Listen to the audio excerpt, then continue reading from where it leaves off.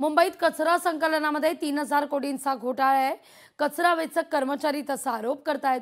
वर्षानुवर्ष ठरलेल्याच 14 कंपन्यांकडून हे कंत्राट दिलं जातं। वारंवार का एकाच कंपनीला कंत्राट दिलं जातं असा देखील एक आरोप केला जातोय की या सगळ्यामागे राजकीय मंडळींचा वरदहस्त आहे।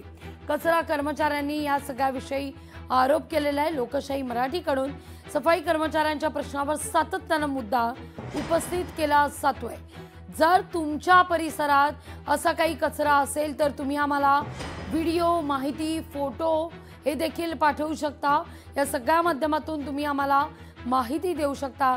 त्याकरता तुम्हाला टीव्ही स्क्रीनवर या क्षणी आमचा एक व्हॉट्सअप क्रमांक दिसत असेल। क्रमांक आहे 8591942069।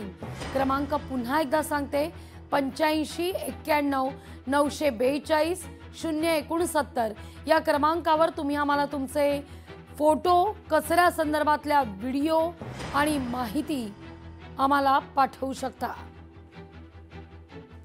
या सगळ्याविषयी अधिक माहिती घेण्याकरता थेट जाऊया आपले प्रतिनिधी स्वप्नील जाधव यांच्याकडे। स्वप्नील, आता या क्षणी तुम्ही कोणत्या परिसरात आहात आणि तिथं काय स्थिती आहे? मी आता शिवडीमध्ये आहे। शिवडीतील हा जो परिसर आहे, खरं तर या ठिकाणी कचरा आपण बघतोय मोठ्या प्रमाणात पडलेला आहे। अद्यापपर्यंत कचरा उचलण्यासाठी गाडी जी आहे ती या ठिकाणी आलेली नाहीये। कचरा उचलण्यामध्ये मोठा घोटाळा होतोय अशा प्रकारे कर्मचाऱ्यांचा आरोप आहे। आपण 2 दिवसांपूर्वी बघितलं तर आपल्या बातमीची दखल मुंबई महानगरपालिकेचे आयुक्त भूषण गगरानी आणि एकूणच या ठिकाणी पालकमंत्री आशिष शेलार यांनी सुद्धा घेतली होती। या संदर्भात बैठक लावू असं त्यांनी आश्वासन दिलेलं आहे। मात्र खरं तर एकूण मुंबईतील परिस्थिती पाहिली तर अनेक ठिकाणी काही ठिकाणी कचरा मोठ्या प्रमाणात पडलेला असतो, मात्र उचलण्यासाठी कर्मचारी नाहीत। त्यामुळे कर्मचाऱ्यांची संख्या जास्त वाढवण्यासाठी सुद्धा कंत्राट देण्यात येईल अशा प्रकारे त्यांचं एक उत्तर होतं। त्यामुळे कंत्राट हे वाढवण्यात येईल, मात्र कंत्राट मिळवण्यासाठी कंत्राटदार प्रयत्न करतात, मात्र नवीन कर्मचारी नियुक्ती करत नाहीत। एका कर्मचाऱ्याच्या जागी 2 कर्मचारी दाखवतात आणि 10 गाड्यांच्या जागी 3 गाड्या दाखवतात। अशा प्रकारची परिस्थिती सध्या मुंबईमध्ये आहे। त्यामुळे गाड्यांची सुद्धा वानवा आहे। गाड्या नसल्यामुळे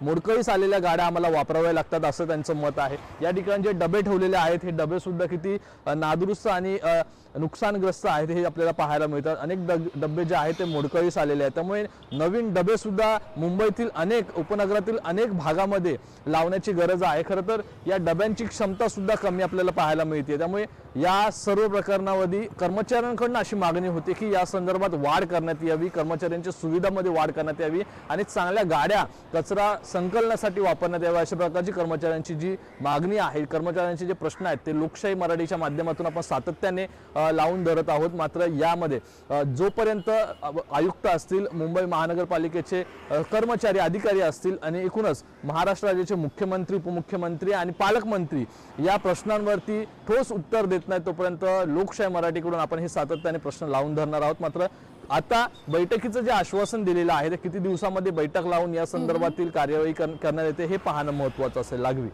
निश्चित धन्यवाद स्वप्नील, तुम्ही दिलेल्या सविस्तर माहिती करता। लोकशाही मराठी ऐका, पहा, जागरूक रहा।